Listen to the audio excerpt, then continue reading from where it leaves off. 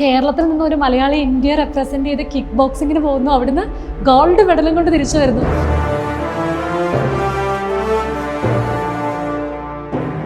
എത്ര രാജ്യങ്ങൾ ഉണ്ടായിരുന്നു? 9 രാജ്യങ്ങൾ. 9 രാജ്യങ്ങൾ. കുറേ നാളായിട്ട് നമ്മൾ ആഗ്രഹിക്കുന്ന ഒരു സാധനമാണ്. അപ്പോൾ അത് അവിടെ കയറി നിന്ന് ഇന്ത്യയുടെ ഫ്ലാഗ് ഒക്കെ എടുത്ത് ചെയ്തിട്ട് അവിടെ കയറി നിന്ന് രാഹുൽ പത്മ ഫ്രം ഇന്ത്യ എന്ന് പറയുമ്പോഴത്തേക്കും നമുക്കൊരു ഫീലാണ്. കേരളത്തിലെ കിക്ക് ബോക്സിങ്ങിന് മാത്രമല്ല ഒരു സ്പോർട്സിനും വേണ്ടത്ര ഒരു കൺസേൺ ഒന്നും ആരും കൊടുക്കാറില്ല. അവരെ കൊണ്ട് മാക്സിമം അവർ ചെയ്യുന്നതെന്ന് പറഞ്ഞാൽ ഒരു ട്രെയിൻ ടിക്കറ്റ് എടുത്ത് കൊടുക്കും, ഒരു ടീഷർട്ടും അപ്പുറം കൊടുക്കും. ഇതൊന്നും കൊടുത്തില്ലെങ്കിലും മിനിമം ഒരു അപ്രിസിയേഷൻ എങ്കിലും കൊടുക്കണമെന്ന് തോന്നാറ്. വേറെ ഇപ്പോൾ തമിഴ്നാട്ടിലോ അല്ലെങ്കിൽ വേറെ എവിടെയെങ്കിലും ആയിരുന്നെങ്കിൽ ഇപ്പം ഞാൻ അടിച്ച മെഡലുണ്ടെങ്കിൽ എനിക്കൊരു 5 ലക്ഷം രൂപ അവിടുത്തെ ഗവൺമെൻറ് എനിക്ക് തന്നെ. ഇപ്പം നമുക്ക് ക്യാഷ് വേണമെന്നല്ല പറയുന്നത്, ഒരു വിളിച്ച് ഓക്കെ താനിത് ചെയ്തു എന്ന് പറഞ്ഞ് നമ്മൾ ഒന്ന് തോളത്ത് തട്ടിയാൽ പോലും മതി. ഇറ്റലിയിൽ പോയി വേൾഡ് ചാമ്പ്യൻഷിപ്പ് കളിച്ചിട്ടുണ്ട്. ഒരു 11 ഇൻ്റർനാഷണൽ പ്ലേയേഴ്സ് ഉണ്ട്, ഒരു 120 നാഷണൽ പ്ലേയേഴ്സ് ഉണ്ട്. ഞാൻ മെഡൽ അടിച്ചിട്ട് എയർപോർട്ടിൽ നിന്ന് തിരിച്ച് ഇങ്ങനെ നടന്നു വരുമ്പോൾ എൻ്റെ ഫ്രണ്ട്സ് ഒരു 5-6 പേരേ ഉള്ളൂ അവിടെ. അപ്പോൾ ഞാൻ ഇറങ്ങി ഇങ്ങോട്ട് വന്നപ്പോഴേ എൻ്റെ അടുത്ത് പറഞ്ഞു, നീ ബിഗ് ബോസ് എല്ലാം പോയിട്ട് വന്നിട്ടാണെങ്കിൽ ഒരു 100 പേരെ കണ്ടാടാ, മെഡൽ അടിച്ചിട്ടല്ലേ വന്നത് ഇന്ത്യക്ക് വേണ്ടിയിട്ട്, അതുകൊണ്ട് 5-6 പേരെ കാണത്തുള്ളൂ. ഹലോ ഗൈസ്, ഞാനിപ്പോൾ ഉള്ളത് കാക്കനാടുള്ള ട്രാൻസ്ഫോമേഴ്സ് ഫിറ്റ്നസ്സിലാണ്. നമ്മുടെ കേരളത്തിൽ നിന്ന് ഒരു മലയാളി 2025 കിക്ക് ബോക്സിങ് നമ്മുടെ ഇന്ത്യനെ റെപ്രസെൻ്റ് ചെയ്ത് പോയിരുന്നു അങ്ങ് ഡൽഹിയിൽ. ആള് അവിടെ ചെന്ന് കിക്ക് ബോക്സിങ് മെഡൽ അടിച്ച് വന്നിട്ടുണ്ട്, അതും ഗോൾഡ് മെഡൽ. അപ്പോൾ നമുക്ക് ആളെ ഒന്ന് പരിചയപ്പെട്ടാലോ? അപ്പോൾ രാഹുൽ രാവിലെ തന്നെ വർക്കൗട്ടും കാര്യങ്ങളൊക്കെയാണ്. അപ്പോൾ നമുക്ക് ഇന്ന് കൂടുതൽ വിശേഷങ്ങൾ ചോദിച്ചാലോ, ഗോൾഡ് മെഡലിനെ പറ്റിയും എങ്ങനെ ഉണ്ടായിരുന്നു എന്നൊക്കെ ചോദിച്ചിട്ട് വന്നാലോ? ഹലോ, രാവിലെ തന്നെ വർക്കൗട്ടും കാര്യങ്ങളൊക്കെ തുടങ്ങിയല്ലേ? എന്തായാലും ആദ്യം തന്നെ ഒരു കൺഗ്രാജുലേഷൻസ്. കാരണം കേരളത്തിൽ നിന്ന് ഒരു മലയാളി ഇന്ത്യയെ റെപ്രസെന്റ് ചെയ്ത് കിക്ക് ബോക്സിങ്ങിന് പോകുന്നു, അവിടുന്ന് ഗോൾഡ് മെഡലും കൊണ്ട് തിരിച്ചു വരുന്നു. ആദ്യം തന്നെ എങ്ങനെ ഉണ്ടായിരുന്നു ആ ഒരു ഫിനാലും ഫൈനലൊക്കെ എങ്ങനെ ഉണ്ടായിരുന്നു? ഞാൻ കുറച്ചുകൂടി ഒത്തിരി എക്സ്പെക്ട് ചെയ്തായിരുന്നു ഞാൻ പോയത്. അപ്പോൾ എനിക്ക് കുറച്ചും കൂടി ഈസിയറാണ്. എൻ്റെ കോച്ച് എനിക്ക് ക്ലാസ് തരുമ്പോൾ തന്നെ പറഞ്ഞിരുന്നു, നീ എത്ര എക്സ്പെക്ട് ചെയ്ത് പോകുന്നോ അതിനനുസരിച്ചുള്ള രീതിയിൽ കളിക്കണമെന്നുള്ള രീതി പറഞ്ഞു. അപ്പം ഞാനവിടെ വലിയ രീതിയിൽ എക്സ്പെക്ട് ചെയ്ത് പോയിട്ട് എൻ്റെ ഹൈറ്റിനുള്ള പ്ലേയേഴ്സ് വരാൻ എൻ്റെ വെയിറ്റ് കാറ്റഗറിയിൽ പാടാം. കാരണം എൻ്റെ ഹൈറ്റും എൻ്റെ വെയിറ്റും തമ്മിൽ നല്ല ഡിഫറൻസ് ഉണ്ട്. അപ്പോൾ ആ രീതിയിൽ കളിക്കുമ്പോൾ എനിക്ക് കുറച്ചും കൂടി ഹൈറ്റ് കുറഞ്ഞ പ്ലേയേഴ്സാണ് വന്നതല്ല. അപ്പം എനിക്കത് കുറച്ച് അഡ്വാൻറ്റേജ് ആയിരുന്നു. അതുകൊണ്ട് നമുക്ക് മാക്സിമം പോയിന്റ്സ് ഞാൻ അപ്പോഴേ സ്കോർ ചെയ്ത് ഗെയിം കുറച്ചും കൂടി ഈസിയർ ആക്കി. ആദ്യം എത്ര രാജ്യങ്ങൾ ഉണ്ടായിരുന്നു? 9 രാജ്യങ്ങൾ. 9 രാജ്യങ്ങൾ. അപ്പം അതിൽ ഫൈനലിലേക്ക് വന്നപ്പം ആരൊക്കെ ആയിരുന്നു? ഫൈനലിലേക്ക് വരുമ്പോൾ ഫൈനലിൽ എനിക്ക് ഇന്ത്യ വേഴ്സസ് ഇന്ത്യ ആയിരുന്നു. മഹാരാഷ്ട്ര എന്നൊരു പ്ലെയർ ഉണ്ടായിരുന്നു. അപ്പോൾ അവൻ സെമിയിൽ ഉസ്ബെക്കിസ്ഥാനെ തോപ്പിച്ചു, ഞാൻ കസാഖിസ്ഥാനെ തോപ്പിച്ചു. ഓ, അതും കൊള്ളാലോ. കാരണം ഫൈനലിൽ വന്നത് ഇന്ത്യ വേഴ്സസ് ഇന്ത്യ ആയിരുന്നല്ലേ? ഇന്ത്യ വേഴ്സസ് ഇന്ത്യ വരുമ്പോഴാണ് കൂടുതൽ പ്രൊഡിക്ഷൻസ് നടക്കാറ്. അത് ഒരു ചലഞ്ചിങ്ങും ആയിരുന്നു. കാരണം നമ്മുടെ കേരളത്തെ റെപ്രസെന്റ് ചെയ്തൊരു സാധനം ഉണ്ടല്ലോ. അവൻ ഓൾറെഡി എൻ്റെ ഫ്രണ്ടാണ്. അപ്പോൾ ഞങ്ങൾ ഇതിനു മുമ്പ് ചാമ്പ്യൻഷിപ്പിന് പോയപ്പോൾ ഞങ്ങൾ പരിചയമുണ്ടായിരുന്നു. അപ്പോൾ ലാസ്റ്റ് ഫൈനൽ ഞങ്ങൾ വന്നപ്പോൾ തന്നെ അവൻ വന്നിട്ട് okay we can do bro എന്ന് പറഞ്ഞിട്ട് ഷേക്ക് ഹാൻഡൊക്കെ തന്നിട്ടാണ് ഞങ്ങൾ മാച്ചിൽ കയറിയത്. അവന് ലെഗിന് ലൈറ്റായിട്ട് ഇഞ്ചുറി ഉണ്ടായിരുന്നു. അപ്പോൾ ഞാൻ അതിനനുസരിച്ച് എൻ്റെ ഗെയിം കുറച്ചും കൂടി ഈസിയർ ആക്കിയിട്ട് അവനും കൂടി കളിക്കാനുള്ള ഒരു സ്പേസ് കൊടുത്തിട്ടാണ് കളിച്ചത്. ലാസ്റ്റ് ടൈം സ്ട്രാറ്റജി ഒക്കെ ഉണ്ടാവുമല്ലോ, അതായത് അങ്ങനെ എന്തായിരുന്നു പ്ലാൻ ചെയ്ത് വെച്ചിരുന്നത് ഇപ്പോൾ കിക്ക് ബോക്സിങ്ങിൽ തന്നെ? എൻ്റെ കോച്ച് ഞാൻ ഫൈറ്റിന് കയറുന്നതിന് മുമ്പേ പറഞ്ഞത് front kick maximum use front kick എന്ന് പറഞ്ഞത്. കാരണം എൻ്റെ ഫ്രണ്ട് കിക്ക് കുറച്ചും കൂടി സ്ട്രോങ് ആണ്, എനിക്ക് കുറച്ചും കൂടി റീച്ച് ഉണ്ട്, എനിക്ക് പ്ലെയറിനെ ദൂരെ നിർത്തി കളിക്കാൻ പറ്റും. അപ്പോൾ ഞാൻ ഫസ്റ്റ് സ്റ്റാർട്ട് ചെയ്തപ്പോൾ തന്നെ ഫ്രണ്ട് കിക്ക് കൂടുതൽ യൂസ് ചെയ്ത് ഡിസ്റ്റൻസ് ഇട്ട് ഫേക്സ് ചെയ്ത് പോയിന്റ് മാത്രം സ്കോർ ചെയ്യുന്നതായിരുന്നു എനിക്ക് ഐഡിയ. ഗെയിം തീർക്കുന്നതിന് മുമ്പേ പോയിന്റ് കൂടുതൽ സ്കോർ ചെയ്യുക എന്നുള്ള ഐഡിയ ആയിരുന്നു ഫോക്കസ് ചെയ്തിരുന്നു. അപ്പോൾ നമ്മളിപ്പം ഫൈനലിൻ്റെ കാര്യങ്ങളും ഗോൾഡ് മെഡലിൻ്റെ കാര്യങ്ങളൊക്കെ പറഞ്ഞു. ആ ഗോൾഡ് മെഡലും ട്രോഫി ഒന്ന് കാണിക്കുമോ? എവിടെയത്? ഇതാണപ്പോൾ ആ ഒരു മെഡലും അതുപോലെ തന്നെ ട്രോഫിയും. ഇത് മേടിച്ചോ? അങ്ങനെ അത് പിടിക്കാൻ എനിക്കൊരു ഭാഗ്യം കിട്ടിയത്. അപ്പോൾ ഇത് മേടിച്ച സമയത്ത്, അതായത് ഇന്ത്യ റെപ്രസെൻ്റ് ചെയ്ത് ഇതുപോലൊരു മെഡൽ വാങ്ങി നിൽക്കുന്ന ആ പോഡിയത്തിൽ നിന്നപ്പോൾ ഉള്ളൊരു എക്സ്പീരിയൻസ് ചോദിക്കുമായിരുന്നു, എങ്ങനെയായിരുന്നു? എനിക്ക് ജസ്റ്റ് കണ്ണീര് വന്നു. കാരണം കുറേ നാളായിട്ട് നമ്മൾ ആഗ്രഹിക്കുന്ന ഒരു സാധനമാണ്. അപ്പോൾ അത് അവിടെ കയറി നിന്ന് ഇന്ത്യയുടെ ഫ്ലാഗ് ഒക്കെ എടുത്ത് ചെയ്തിട്ട് അവിടെ കയറി നിന്ന് രാഹുൽ പത്മ ഫ്രം ഇന്ത്യ എന്ന് പറയുമ്പോഴത്തേക്കും നമുക്കൊരു ഫീലാണല്ലോ. അവിടെ കയറി നിന്ന് വാങ്ങിച്ച് തിരിച്ചിറങ്ങിയിട്ട് ഞാനൊരു ഫോട്ടോ എടുത്തായിരുന്നു. എനിക്കത് എപ്പോഴും അത് എൻ്റെ ലൈഫിൽ ആ ഫോട്ടോ എവിടെയെങ്കിലും എപ്പോഴും എല്ലാവരും ശ്രദ്ധിക്കുന്ന ഒരു ഫോട്ടോ ആയിരിക്കും എനിക്ക്. ഞാൻ ജസ്റ്റ് ഇത് കപ്പം പിടിച്ച് ലിഫ്റ്റ് ചെയ്തിട്ട് ഫോട്ടോ എടുക്കണം. അതും ഇതിന് പോയതിന്റെ സ്റ്റോറി പറയുകയാണെങ്കിലും അതായത് ഒരു സ്പോൺസർഷിപ്പ് പോലും ഇല്ലാതെ സ്വയം എഫേർട്ട് എടുത്ത് സ്വന്തം ഇതിലാണ് പോയതെന്ന് നമ്മൾ കേട്ടു. അപ്പം എങ്ങനെയായിരുന്നു ശരിക്കും? എനിക്ക് വാശിയുണ്ടായിരുന്നു. ഫസ്റ്റ് പോകുമ്പോൾ ഞാൻ തന്നെ എൻ്റെ ഇത് വെച്ച് പോകണം, എനിക്ക് മെഡൽ ഉണ്ടെങ്കിൽ പിന്നെ ഒരു സ്പോൺസർ വന്നാൽ മതി എന്നുള്ളൊരു ഐഡിയ ഉണ്ടായിരുന്നു. കാരണം അല്ലാതെ ഞാൻ പോയിട്ട് എന്നെ സ്പോൺസർ ചെയ്താൽ ഞാൻ മെഡൽ അവർക്ക് വേണ്ടി വാങ്ങണം എന്നുള്ളൊരു ചിന്ത വരുന്നുണ്ട്. ഞാൻ തന്നെ വിചാരിച്ചു ഞാൻ തന്നെ കയ്യിൽ നിന്ന് ക്യാഷ് പിടിച്ച് പോവാം, പോയിട്ട് മെഡൽ ഉണ്ടെങ്കിൽ തിരിച്ചു വന്നിട്ട് ആരെങ്കിലും സ്പോൺസർ ചെയ്യാൻ വരുന്നെങ്കിൽ വരട്ടെ, അതുവരെ ഞാനായിട്ട് പോയി ചോദിക്കുന്നില്ല എന്നുള്ളൊരു ഇതുണ്ടായിരുന്നു. ഇപ്പം മെഡലായി, നെക്സ്റ്റ് ടൈം പോകുമ്പോഴത്തേക്ക് സ്പോൺസറിനെ ചോദിക്കാം. അങ്ങനെ അതും കൊണ്ട് വന്നിരിക്കുന്നത്. ആക്ച്വലി കേരളത്തിൽ എത്തിയിട്ട് എത്ര ദിവസമായി ഇപ്പം ഇതെല്ലാം കഴിഞ്ഞ്? കേരളത്തിലെത്തിയിട്ട് 8th നൈറ്റ് കേരളത്തിൽ ഒരു 4 days ആയി. നമ്മുടെ കേരളത്തിൽ കിക്ക് ബോക്സിങ്ങിന് കൊടുക്കുന്ന ഒരു പ്രിഫറൻസ് എന്തോരമാണ് രാഹുൽ? ആക്ച്വലി കേരളത്തിൽ നിന്ന് കിട്ടുന്ന സപ്പോർട്ട് കേരളത്തിൽ കിക്ക് ബോക്സിങ്ങിന് മാത്രമല്ല ഒരു സ്പോർട്സിനും വേണ്ടത്ര ഒരു കൺസേൺ ഒന്നും ആരും കൊടുക്കാറില്ല. ഇപ്പോൾ അത് ബോക്സിങ് ആയാലും കിക്ക് ബോക്സിങ് ആയാലും അല്ലെങ്കിൽ ഏത് അത്ലറ്റിക് ആയാലും അവർക്ക് വേണ്ട ഒരു പരിഗണന അവരെ കൊണ്ട് മാക്സിമം അവർ ചെയ്യുന്നതെന്ന് പറഞ്ഞാൽ ഒരു ട്രെയിൻ ടിക്കറ്റ് എടുത്ത് കൊടുക്കും, ഒരു ടീഷർട്ടും അപ്പുറം കൊടുക്കും. ഇതല്ല ഒരു പ്ലെയറിന് വേണ്ട അവൻ്റെ ഫുൾ ട്രാവൽ എക്സ്പെൻസ്, അവൻ ഫുഡിനുള്ള കാശ്, ഇതെല്ലാം ഇതൊന്നും കൊടുത്തില്ലെങ്കിലും മിനിമം ഒരു അപ്രിസിയേഷൻ എങ്കിലും കൊടുക്കണമെന്ന് തോന്നാറുണ്ട്. അപ്പോൾ ഇത്രയും അതായത് ഇപ്പം നമ്മൾ വേൾഡിൽ നിന്ന് അതായത് ഇപ്പം ഇന്ത്യ റെപ്രസെൻ്റ് ചെയ്ത് പോയി ഇത്രയും ഒരു ഗോൾഡ് മെഡലും കൊണ്ട് വന്നതിന് ശേഷം സ്പോർട്സ് റിലേറ്റഡ് ആയിട്ടോ അല്ലെങ്കിൽ ആരെങ്കിലും വിളിച്ചിരുന്നോ, കോണ്ടാക്ട് ചെയ്തിരുന്നോ ഇതുവരെ? ഇല്ലില്ല, എനിക്കിപ്പോൾ നാട്ടിലുള്ളവർ എല്ലാം കൂടി ഒരു സ്വീകരണം പോലെ തന്നു. അതും അവിടെയുള്ള വായനശാല, കുടുംബശ്രീ അവരെല്ലാവരും വിളിച്ചൊരു റാലി പോലെയൊക്കെ നടത്തുന്നതല്ലാതെ വേറൊരു അപ്രിസിയേഷൻ ആരും വിളിച്ചൊന്നും ഇല്ല. പോയതിനോ അല്ലെ പോകാൻ പോകുമ്പോൾ ഇപ്പോൾ സത്യം പറഞ്ഞാൽ ഒരു ഇന്ത്യൻ ടീമിൽ ഒരാൾക്ക് ചാൻസ് കിട്ടുമ്പോൾ തന്നെ അവനൊരു അപ്രിസിയേഷൻ കൊടുക്കുക എന്നുള്ളതൊരു മാന്യതയാണ്. പക്ഷേ അതുപോലും ഉണ്ടാവാറില്ല, അത് ഒരു പ്ലെയറിനും ഉണ്ടാവാറില്ല. കേരളത്തിൽ എനിക്ക് തോന്നുന്നു ഒരു അത്ലറ്റിനും കിട്ടാറില്ല. വേറെ ഇപ്പോൾ തമിഴ്നാട്ടിലോ അല്ലെങ്കിൽ വേറെ എവിടെയെങ്കിലും ആയിരുന്നെങ്കിൽ ഇപ്പം ഞാൻ അടിച്ച മെഡലുണ്ടെങ്കിൽ എനിക്കൊരു 5 ലക്ഷം രൂപ അവിടുത്തെ ഗവൺമെൻറ് എനിക്ക് തന്നെ. തമിഴ്നാട്ടിലെ ഗവൺമെൻറ് അവിടുന്ന് മെഡൽ അടിച്ച പിള്ളേർക്ക് 5 lakhs ഈച്ച്, ഒരു മെഡൽ ഉണ്ടെങ്കിൽ അയാൾക്ക് 5 ലക്ഷം, സിൽവർ ആണെങ്കിൽ 3 ലക്ഷം, ബ്രോൺസ് ആണെങ്കിൽ 1 ലക്ഷം, അങ്ങനെ കൊടുക്കുക. എനിക്ക് ഇപ്പം നമുക്ക് ക്യാഷ് വേണമെന്നല്ല പറയുന്നത്, ഒരു വിളിച്ച് ഓക്കെ താനിത് ചെയ്തു എന്ന് പറഞ്ഞ് നമ്മൾ ഒന്ന് തോളത്ത് തട്ടിയാൽ പോലും മതി. അങ്ങനെ പോലും ഇവിടെ ആരും ചെയ്യാറില്ല. അതെനിക്ക് ഭയങ്കര ഒരു വിഷമമായിട്ട് തോന്നി. കിക്ക് ബോക്സിംഗ് എന്ന് പറയുന്നത് അപ്പം ഇപ്പോൾ ബോക്സിംഗ് ഒക്കെ കേട്ടിട്ടുണ്ട്, അപ്പോൾ അധികം ആൾക്കാരും പിടിക്കാത്തൊരു ഫീൽഡാണ് കിക്ക് ബോക്സിംഗ്. അപ്പോൾ എങ്ങനെയായിരുന്നു ശരിക്കും കുട്ടിക്കാലം തൊട്ടേ ഇതിനോടൊരു ഇൻട്രസ്റ്റ് വരാൻ എന്തായിരുന്നൊരു?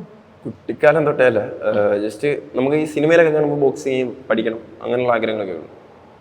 ഒരു ദിവസം ഞാൻ സത്യം പറഞ്ഞ ഒരു അമ്പലത്തിൽ ഉത്സവത്തിന് തല്ലുണ്ടായപ്പോൾ ഇടക്കേറി ചെന്ന് അത് എൻ്റെ നേരെയായി, അങ്ങനെ ഞാനവിടെ ഒരു അടി ഉണ്ടാക്കിയായിരുന്നു. അപ്പോൾ എൻ്റെ കോച്ച് ആ സ്പോട്ടിലുണ്ടായിരുന്നു, പുള്ളി ഞങ്ങളുടെ നാട്ടുകാരൻ തന്നെയാണ്. പുള്ളി നോക്കാൻ നേരത്തെ ഞാൻ കിക്സ് എല്ലാം കറക്റ്റായിട്ട് അവിടെ ചെയ്യുന്നത്. പുള്ളി പിറ്റേ ദിവസം വീട്ടിൽ വന്നിട്ട് പറഞ്ഞു എൻ്റെ കിക്കെല്ലാം കൊള്ളാം, നീ ഇനി ഉത്സവപ്പറമ്പിൽ കിടന്ന് അടി ഉണ്ടാക്കണ്ട, ഞാൻ നിന്നെ ലീഗലായിട്ട് കിക്ക് ബോക്സിങ് പഠിപ്പിക്കാം, നീ അവിടെ വന്ന് അങ്ങനെ കിക്ക് ചെയ്ത് അവിടെ വന്ന് അടിച്ച് നിനക്ക് ജയിക്കാൻ പറ്റുമെങ്കിൽ ജയിക്ക്, നോർമലായിട്ട് ചെയ്യാന്ന് പറഞ്ഞു. അങ്ങനെ പുള്ളി കൊണ്ടുപോയി എന്നെ പഠിപ്പിച്ച് സെറ്റാക്കിയതാണ് കിക്ക് ബോക്സിങ്. എനിക്ക് അതുവരെ ഒരു ഐഡിയ ഇല്ല. പെട്ടെന്നൊരു ദിവസം പുള്ളി കയറി വന്നു, കോച്ച് കണ്ട് മനസ്സിലാക്കി കൊണ്ടുപോയതാണ് അതൊക്കെ അല്ലേ? അതിനുശേഷമുള്ള ട്രെയിനിങ് കാര്യങ്ങളൊക്കെ എന്തായിരുന്നു? ഇതിന് വേണ്ടിയിട്ട് ബോഡിയിൽ നടത്തിയ ട്രാൻസ്ഫോർമേഷൻ അല്ലെങ്കിൽ എങ്ങനെയൊക്കെ ആയിരുന്നു? ബോഡിയിൽ ഇപ്പോൾ ഫസ്റ്റ് ഞാൻ ചെല്ലുമ്പോൾ എനിക്കൊരു ഭയങ്കര വിശ്വാസം ഉണ്ടാ, ഇത് ഇടിച്ച് ജയിക്കാം അങ്ങനെ ഇങ്ങനെ. അപ്പം ഞാനവിടെ ചെന്നപ്പോൾ കൊച്ചു കുട്ടികൾ വരെ കാലൊക്കെ നല്ല രീതിയിൽ സ്ട്രെച്ച് ചെയ്തൊക്കെ കിക്ക് അടിക്കുന്നു. ഇവര് നമ്മളെക്കാട്ടി ഇതായിട്ട് അവർ നമുക്ക് പറഞ്ഞു തരുന്നു. ഞാൻ വിചാരിച്ചു ഇത് അത്ര എളുപ്പമുള്ള പരിപാടിയല്ല. അപ്പോൾ പിന്നെ തൊട്ട് എനിക്ക് പ്രാക്ടീസ് അവിടുത്തെ ഞങ്ങളുടെ അക്കാഡമിയിലെ പ്രാക്ടീസ് എന്ന് പറയുന്നത് 3 മണിക്കൂർ കണ്ടിന്യൂസ് വർക്കൗട്ട്സ് മാത്രം ഉണ്ടാവും, കാർഡിയോ വർക്കൗട്ട്സ്. അത് കഴിഞ്ഞിട്ട് 1 hour ബോക്സിങ് ക്ലാസ്സസ് തുടങ്ങും, സ്റ്റാർട്ട് ചെയ്യും. അപ്പോഴേക്കും നമ്മൾ ഓൾറെഡി നമ്മുടെ എനർജി ഫുള്ള് ഡൗൺ ആയി കാണും. നമ്മൾ ഇത്രയും വർക്കൗട്ട്സ് ഒന്നും ഇന്നുവരെ ചെയ്തിട്ടില്ല. അപ്പോൾ പക്ഷേ ആദ്യമേ അത് ചെയ്യാൻ ഭയങ്കര പാടായിരുന്നു. പിന്നെ ഒരു 2 months 3 months ഒക്കെ ആയപ്പോഴത്തേക്ക് നമ്മളത് അതുമായിട്ടങ്ങ് ബ്ലെൻഡായി പോയി. പിന്നെ നമുക്ക് എത്ര നേരം വർക്കൗട്ട് ചെയ്താലും കുഴപ്പമില്ല എന്നുള്ളൊരു സിറ്റുവേഷനിലേക്ക് എത്തി. ബോഡി ട്രാൻസ്ഫോർമേഷൻ ഓൾറെഡി എൻ്റെ ബോഡി ഒരു അത്ലറ്റിക്, ഞാൻ ഹൈ ജമ്പ് ചെയ്യുമായിരുന്നു, അപ്പോൾ ഓൾറെഡി ഫ്ലെക്സിബിൾ ആയിരുന്നു. പിന്നെ ഇതിലോട്ട് വന്നപ്പോഴത്തേക്കും കുറച്ചും കൂടി ബോഡി പീസ് ആവാൻ തുടങ്ങി. ജസ്റ്റ് ഇടിയെല്ലാം കിട്ടാൻ വേണ്ടിയിട്ട് നമ്മുടെ ബോഡി പ്രിപ്പയർ ചെയ്തിട്ടുണ്ട്. അതിന് വേണ്ടിയിട്ട് പ്രിപ്പയർ ചെയ്തു. അപ്പൊ ഇതില് അതായത് ഇഞ്ചുറീസ് ഒരുപാട് വരാൻ സാധ്യതയുള്ളൊരു സ്പോർട്ടും കൂടിയാണ് ഈ കിക്ക് ബോക്സിംഗ്. അപ്പൊ എന്തൊക്കെ രീതിയിലായിരുന്നു ആദ്യം വന്ന സമയത്ത് ഏതൊക്കെ രീതിയിൽ ഇഞ്ചുറീസ് ആയിരുന്നു വന്നോണ്ടിരുന്നത്? എനിക്ക് മൂക്ക് പൊട്ടിയിട്ടുണ്ട്, മൂക്ക് പൊട്ടി ചോര വന്നിട്ടുണ്ട്. ജസ്റ്റ് ചുണ്ട് എപ്പോഴും പൊട്ടും, അത് 2 പഞ്ചസ് കിട്ടുമ്പോഴേ ചുണ്ട് എല്ലാ ഫൈറ്റിലും പൊട്ടാറുണ്ട് പലരും. പിന്നെ ഇഞ്ചുറീസ് എന്ന് പറഞ്ഞാൽ ഇവിടെയൊക്കെ നല്ല കിക്ക് കയറിയ നല്ല ഇഞ്ചുറീസ് ഉണ്ട്. പിന്നെ എനിക്ക് ഇന്നവരെ അങ്ങനെ അത്ര അറ്റാക്ക് ചെയ്ത് തന്നെ കളിക്കുന്ന ഒപ്പോണൻസ് വന്നില്ല. അല്ല ഞാൻ ഓൾറെഡി അറ്റാക്കിങ്ങിലായിരിക്കും. എൻ്റെ ഒരു ഇതെന്ന് പറയുന്നത് ഞാൻ ഓൾറെഡി ഫൈറ്റിൽ അറ്റാക്ക് ചെയ്ത് കയറാൻ പോകും. അപ്പോൾ കൂടുതൽ എനിക്ക് ഇങ്ങോട്ട് ഇഞ്ചുറി കുറവാണ്. പക്ഷെ അല്ല എങ്കിലും കിട്ടാറുണ്ട്. അപ്പൊ ഇങ്ങനെ ഇഞ്ചുറീസ് ഒക്കെ വന്നു കഴിഞ്ഞാൽ എത്ര ടൈം ഒക്കെ എടുക്കുമെന്ന് ഹീലായി അല്ലെങ്കിൽ അത് ഓക്കെ ആവാൻ വേണ്ടിയിട്ട് ആ പെയിൻ? ജോ ഇളകിയാൽ നമുക്കൊരു 3 ദിവസത്തേക്ക് ഫുഡൊക്കെ കഴിക്കുന്ന ഭയങ്കര പാടായിരിക്കും. കാരണം ഇവിടെ ഇളകും. ഇപ്പോൾ ഫുഡൊക്കെ ഇത്രയൊക്കെ തുറക്കാനൊക്കെ പറ്റും. അപ്പോൾ അത് കഴിഞ്ഞ് പിന്നെ വരുന്ന ഇഞ്ചുറീസൊക്കെ അതിൻ്റെ ഒരു പ്രോപ്പറായിട്ട് വർക്കൗട്ട്സ് 2 ദിവസം റെസ്റ്റ് ഒക്കെ കഴിയുമ്പോഴത്തേക്ക് റെഡിയാവും. പിന്നെ മുഖത്ത് മൊത്തം പാടൊക്കെ ആയിരിക്കും. നല്ല ഇതുണ്ട്. മെന്റലി നമ്മൾ ഭയങ്കര സ്ട്രോങ് ആയിരിക്കണം കളിക്കുമ്പോൾ. ഇപ്പൊ കിക്ക് ബോക്സിംഗിലേക്കൊക്കെ കടന്നു വരാൻ ഇപ്പോൾ ഒരുപാട് കുട്ടികൾക്കൊക്കെ ആണെങ്കിൽ താല്പര്യം ഉണ്ടാവും. അപ്പം ഏത് പ്രായത്തിൽ തൊട്ട് ഇതിലൊരു ട്രെയിനിങ് കിട്ടി വന്നാലാണ് ബെറ്റർ ആവാൻ പറ്റുക? ഞങ്ങളുടെ അക്കാഡമിയിൽ 5 വയസ്സുള്ള പയ്യനുണ്ട്, 5 വയസ്സുള്ള പയ്യനുണ്ട്, 6 വയസ്സുള്ള ഒരു പെൺകൊച്ചുണ്ട്, ഇഷ എന്നൊക്കെ പറഞ്ഞു. അപ്പോൾ ആ പ്രായത്തിൽ നിന്നേ സ്റ്റാർട്ട് ചെയ്താൽ അവർ അത്രയും കൂടി നമ്മളെക്കാട്ടി പ്രൊഫഷണലായിട്ട് അവർ ഒരു ടൈം എത്തുമ്പോഴത്തേക്കും അവർ ആ ഗെയിമിനെ ഫുള്ളി പഠിക്കും. കൊച്ചിലെ തൊട്ടേ അത് പഠിച്ച് വരുമല്ലേ. അതുകൊണ്ട് 6-7 വയസ്സൊക്കെ ആകുമ്പോഴേ സ്റ്റാർട്ട്, അതിന് മുമ്പേ സ്റ്റാർട്ട് ചെയ്യാൻ പറ്റുന്നവരും ഉണ്ട്. അപ്പോഴേ സ്റ്റാർട്ട് ചെയ്താൽ അത് അവൻ്റെ ഒരു മസിൽ മെമ്മറി കണക്ക് എപ്പോഴും അവൻ്റെ ലൈഫിൽ കാണും. ഏതൊക്കെ ക്രൈറ്റീരിയാസ് ആയിരിക്കും ഒരു കിക്ക് ബോക്സിംഗ് ഒരാളെ സെലക്ട് ചെയ്യുന്നത്, അല്ലെങ്കിൽ അതിലേക്ക് കൊണ്ടുവരാൻ പറ്റുന്ന ക്രൈറ്റീരിയാസ് എന്തൊക്കെയായിരിക്കും? ക്രൈറ്റീരിയാസ് നമ്മൾ ഫിസിക്കലി ഫിറ്റ് ആയിരിക്കണം, പിന്നെ മെന്റലി നമ്മൾ ഓക്കെ ആയിരിക്കണം. എന്ന് വെച്ചാൽ ഒരു ഫൈറ്റിന് ഇറങ്ങിയ അടി കിട്ടിയാൽ ഓക്കെ ആയിരിക്കണം. അല്ലാതെ അവിടെ നിന്ന് ഇപ്പോൾ എനിക്ക് അടി കിട്ടി എന്നൊക്കെ പറഞ്ഞിരുന്ന ഇതിന് വരാതിരിക്കുന്നത് നല്ലത്. ജസ്റ്റ് അത്രേ ഉള്ളൂ. അങ്ങനെ വലിയ ക്രൈറ്റീരിയ ആത്മബലമുള്ള ആർക്കും കിക്ക് ബോക്സിംഗ് ചെയ്യാൻ പറ്റും. ഇത് ചെയ്താലും സെൽഫ് കോൺഫിഡൻസ് ബൂസ്റ്റ് ആവും. ഇപ്പോൾ ഒട്ടും കോൺഫിഡൻസ് ഇല്ലാത്ത പിള്ളേർ ആദ്യം വന്നിട്ട് പിന്നെ ഇവ ഭയങ്കര കോൺഫിഡൻ്റ് ആയിട്ട് ഭയങ്കര രീതിയിൽ കളിക്കുന്ന പ്ലേയേഴ്സിനെ ഞാൻ കണ്ടിട്ടുണ്ട്. എസ്പെഷ്യലി ഞാൻ അവിടെ കണ്ടിട്ടുണ്ട്. ഞാൻ അന്ന് ഒരു 3 വർഷം മുമ്പ് കണ്ട പ്ലെയറിനെ ഇപ്പം ഞാൻ കാണുമ്പോഴത്തേക്കും അവൻ ടോട്ടലി ചേഞ്ച് ആയിട്ടുണ്ട്. കാരണം അന്ന് വരുമ്പോഴത്തേക്കും ഒരു ഇടിയൊക്കെ കിട്ടുമ്പോൾ കരഞ്ഞുകൊണ്ട് പോകുന്ന ആൾ ഇന്ന് 2 ഇടിയൊക്കെ കിട്ടിക്കഴിഞ്ഞാൽ ഒരു 3 തിരിച്ചു കൊടുക്കുന്ന രീതിയിലുള്ള പ്ലേയേഴ്സിൻ്റെ ചേഞ്ച് ചെയ്യാൻ കണ്ടിട്ടുണ്ട്. ഞാൻ ഇത്രയും വർഷമായിട്ട് ചെയ്തപ്പോൾ എനിക്ക് കണ്ടൊരു എക്സ്പീരിയൻസാണ് ഇത്. ഈ ഗെയിം നമുക്കൊരു കോൺഫിഡൻസ് ബൂസ്റ്റ് ചെയ്ത് തരും. അപ്പോൾ രാഹുലിനെ ഇതിനു വേണ്ടിയിട്ട് ട്രെയിൻ ചെയ്യിച്ച കോച്ചാണ്. കോച്ചിന്റെ പേരും രാഹുൽ തന്നെയാണ്. അപ്പം എത്ര നാളത്തെ ഒരു ട്രെയിനിങ് കാര്യങ്ങളാണ് ഇതിനു വേണ്ടി കൊടുത്തത്? ഇതിന് ഇപ്പം കുറെ നാൾ കൊണ്ട് വർഷങ്ങളായിട്ട് എൻ്റെ കൂടെ ഉണ്ട്. അതായത് ഒരു 3-4 വർഷം കൊണ്ട് 4 വർഷമായിട്ട് നിങ്ങൾ 4 വർഷം കൊണ്ട് ഞങ്ങളുടെ വീടിൻ്റെ അടുത്താണ് വീട്. അപ്പോൾ അക്കാഡമിയിൽ 4 വർഷം കൊണ്ടേ ആളുണ്ട്. അതിന് മുന്നേ ജില്ല, സ്റ്റേറ്റ്, നാഷണൽസ്, അപ്പം ആ ഇവൻ്റെല്ലാം മത്സരിച്ച് അതിന് ശേഷമാണ് ഇവിടെ വന്നത്. അപ്പം ഇതിന് മുന്നോടിയായിട്ട് ഈ ഇന്റർനാഷണൽ പോകുന്ന മുന്നോടിയായിട്ട് ശനിയും ഞായറും ആൾ അവിടെ വരും. അപ്പം അവിടെ വന്നിട്ട് 2 ദിവസം അവിടെ പ്രാക്ടീസ് ചെയ്തിട്ടാണ് പിന്നെ അതിനുശേഷം ഒരാഴ്ചത്തേക്കുള്ളത് പറഞ്ഞു കൊടുക്കും. ഇന്നത് ചെയ്ത് വെച്ചേക്കണം, അടുത്ത ആഴ്ച വരുമ്പോഴത്തേക്ക് ഇന്നത് വേണം എന്നുള്ളത്. അപ്പം ഈ ശനിയും ഞായറും കൊടുക്കുന്ന സാധനം ഒരാഴ്ച അയാൾ കണ്ടിന്യൂ ചെയ്തിട്ട് അടുത്ത ആഴ്ച അങ്ങോട്ട് വരും. അങ്ങനെയായിരുന്നു പ്രാക്ടീസ് ചെയ്തുകൊണ്ടിരുന്നത്. രാഹുലിനെ ഉത്സവപ്പറമ്പിൽ കണ്ടെത്തിയ അതെ അതെ. ഞങ്ങളുടെ അടുത്തൊരു അമ്പലം ഉണ്ടായിരുന്നു. അപ്പം അവിടെ ഇവിടെ കുറേ പിള്ളേരുണ്ടായിരുന്നു. ഞങ്ങളുടെ അവിടെ 2-3 പിള്ളേരെയും കൂടെ ഇതിന് മുന്നേ എനിക്ക് രാഹുലിന് മുന്നേ ഞങ്ങളുടെ വീടിൻ്റെ അടുത്ത് എനിക്ക് അവിടെ വലിയ കമ്പനിയൊന്നും ഇല്ല. 2-3 പിള്ളേർ അവിടെ എൻ്റെ വീട്ടിൽ വന്ന് പഠിച്ചുകൊണ്ടിരുന്ന പിള്ളേരുണ്ട്. അപ്പോൾ അവന്മാരെ കൂടെ തന്നെ ഒരു ദിവസം ക്രിക്കറ്റ് കളിക്കാൻ പോവുക. രാവിലെ ഇങ്ങനെ ഇടി കഴിഞ്ഞ് പിറ്റേ ദിവസം രാവിലെ ക്രിക്കറ്റ് കളിക്കാൻ പോവുക. അപ്പോഴാണ് ഞാൻ ഇങ്ങനെ കണ്ടിട്ട് പറഞ്ഞത് നിനക്ക് ക്ലാസ്സിന് വന്നുകൂടെ എന്ന് ചോദിച്ച് ഇന്നോട്ട് വരാമെന്ന് പറഞ്ഞ് വൈകുന്നേരം തൊട്ട് അക്കാഡമിയിലുണ്ടായിരുന്നു. അതിനുശേഷം പിന്നെ ഞാൻ എവിടെ പോയാലും ഇപ്പം ഒരു ക്യാമ്പ് എടുക്കാൻ ഏത് ജില്ലയിൽ പോയാലും ഇപ്പം അല്ലാതെ ജില്ലാ ചാമ്പ്യൻഷിപ്പിന് പോയാലും എന്ന് പറയുമ്പോഴത്തേക്ക് അപ്പോഴേ എൻ്റെ കൂടെ എവിടെ പോകുന്നത് പോലും ചോദിക്കത്തില്ല. കാരണം വെച്ച് കഴിഞ്ഞാൽ ഒരിടത്ത് നമ്മൾ പഠിപ്പിക്കുന്നത് മാത്രമല്ല, ഒരു ഗെയിം പഠിക്കുക എന്ന് പറയുന്നത് കണ്ട് പഠിക്കാൻ പറ്റും, കേട്ട് പഠിക്കാൻ പറ്റും. അത് ഓരോയിടത്തും ഓരോ സ്റ്റൈലിലായിരിക്കും പഠിപ്പിക്കുന്നതും പഠിക്കുന്നതും. അപ്പോൾ ഇത് കുറച്ചൊന്ന് വിഷ്വലി നോക്കിക്കഴിഞ്ഞാൽ നമുക്ക് പഠിക്കാവുന്ന കേസാണ്. ഒരു ടെക്നിക്ക് ഞാൻ പഠിക്കുന്ന സ്റ്റൈലായിരിക്കത്തില്ല വേറൊരു മാഷ് പഠിപ്പിക്കുന്നത്. ഇവിടെ ഏതൊരു രീതിയിലായിരിക്കും എവിടെ? ഈ ഒരു കോച്ച് ഏത് രീതിയിലൊക്കെയാണ് ട്രെയിൻ ചെയ്യിച്ചത്, എങ്ങനെയൊക്കെയാണ് ഇനി അങ്ങോട്ടാണോ ഇതുവരെയാണോ? ഇതുവരെ ചെയ്തത് നമ്മുടെ ഫൈറ്റ്, അതായത് സ്പാറിങ് ചെയ്യിപ്പിക്കണം, അതിന്റെ ബേസിസ് ലെവലാക്കണം, പിന്നെ ടെക്നിക്സ് ആണ് കൂടുതലും കൊടുത്തത്. എന്നിട്ട് നമ്മുടെ അക്കാഡമിയിലെ കുറച്ച് സീനിയേഴ്സ് പ്ലേയേഴ്സ് ഉണ്ട്, അവരുമായിട്ടായിരിക്കും ഫൈറ്റ് ചെയ്യുന്നത്. ഫൈറ്റ് ചെയ്തിട്ട് രാഹുൽ പറഞ്ഞത് എനിക്ക് അക്കാഡമിയിലെ പിള്ളേരുമായിട്ട് ഫൈറ്റ് ചെയ്ത അത്രയും ഫീൽ ഇവിടെ കിട്ടിയില്ലെന്ന്. ഇന്റർനാഷണൽ ലെവലിൽ പോയിട്ട് കിട്ടിയില്ല. അതായത് നമ്മുടെ അക്കാഡമി അത് +2 ഒക്കെ പഠിക്കുന്ന പിള്ളേരാണ്, അപ്പൊ അവരുമായിട്ട് ഫൈറ്റ് ചെയ്ത ഫീൽ എനിക്ക് ഇവിടെ കിട്ടിയില്ല.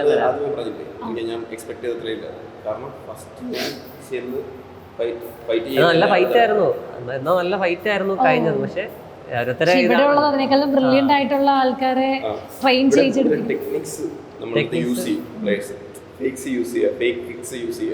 അത് അങ്ങനെ ഒന്നും എനിക്ക് ഇന്റർനാഷണൽ വന്നില്ല, ഞാൻ വന്നില്ല.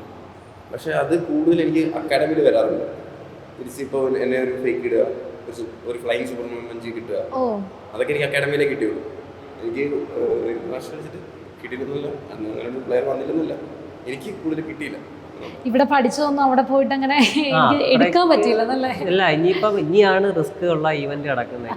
വേൾഡ് കപ്പ് കളിക്കാന്നുള്ള വേൾഡ് കപ്പ് കളിക്കുമ്പോൾ റിങ്ങില്ലാത്ത റിങ് എന്ന് പറയുമ്പോഴത്തേക്ക് ഇതിന്റെ ഇരട്ടി പ്രാക്ടീസ്, അതായത് ഇപ്പം രാഹുൽ ചെയ്തേക്കുന്നതിന്റെ ഇരട്ടി പ്രാക്ടീസ് രാഹുൽ ചെയ്യേണ്ടി വരും. അതായത് ഇപ്പം ഇന്റർനാഷണൽ ലെവലിൽ പോയിട്ടാണ് വന്നത്. അപ്പോൾ ഈ ഒരു ഗോൾഡ് മെഡലും കൊണ്ട് കോച്ചിന്റെ അടുത്ത് വന്ന സമയത്ത് എങ്ങനെയായിരുന്നു റിയാക്ഷനും കാര്യങ്ങളും, എന്താണ്? ഞാൻ കേരള ടീമിന്റെ കോച്ചാണ്. അപ്പം എൻ്റെ അണ്ടറിൽ തന്നെ ഇപ്പം എൻ്റെ അണ്ടറിലല്ല, ഇപ്പം ടീം കൊണ്ടുപോയപ്പോൾ 27 പ്ലേയേഴ്സ് ഉണ്ടായിരുന്നു, മലപ്പുറത്തുനിന്ന് കോഴിക്കോട് നിന്നൊക്കെ.